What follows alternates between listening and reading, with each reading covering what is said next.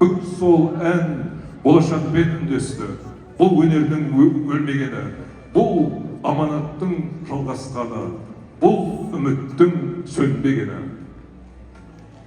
Мәдинаның шығармашылық жолы ақ баянмен басталды. Сол мөлдір бастау күміс үнге айналып, сан жүректің сағынышына, сан ұрпақтың рухани қазынасына айналды.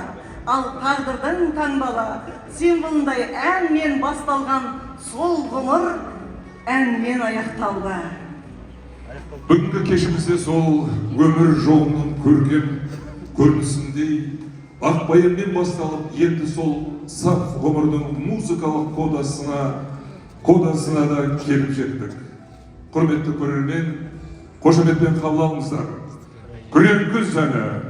Алдарыңызда Алматы қаласы білім басқармасының Алатау оқушылар инновациялық шығармашылық орталығы оқушыларынан құралған хор жетекшісі Тайкенов Манас Сайхатқанұлы.